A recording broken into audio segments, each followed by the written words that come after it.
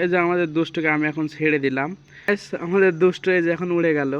আসসালামু আলাইকুম গাইজ, আপনারা সবাই কেমন আছেন? তো মেলা দিন আমার দুষ্টুকে আমি দেখাইনি, তো এখন চলুন আমি আমার দুষ্টুকে বাড়ি থেকে অনেক দূরে নিয়ে যাব। আমাদের যে মাঠ আছে, তো সেই মাঠে নিয়ে যে এখন আমার দুষ্টুকে ছাড়বো, দেখা যাক সে বাড়িতে ফিরতে পারে নাকি।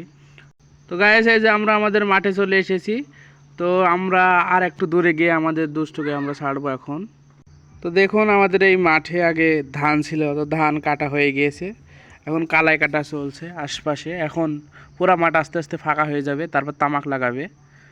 তো আমরা আর কিছুক্ষণ যাওয়ার পরে আমাদের দুষ্টুকে আমি ছাড়বো, দেখা যাক কি হয়, সে বাসায় ফিরতে পারে না আমার সাথেই থাকে।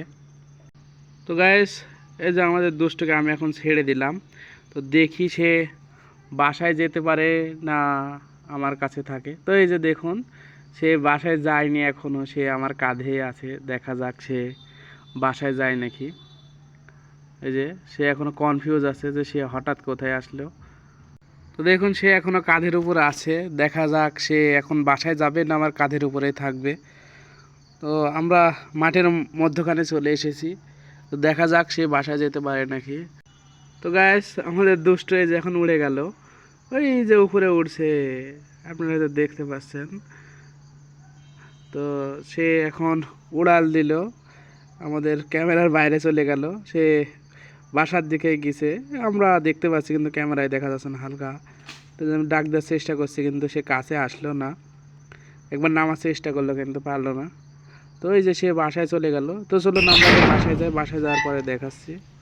তো এই যে বাসায় আসার পরেই দেখি আমার দুষ্টু ঘরে আছে, আমার দুষ্টু সে এখন ঘরের ভিতরে আছে, দেখতে পাচ্ছেন সে কি করছে, আমার হাতে কামড় দিচ্ছে,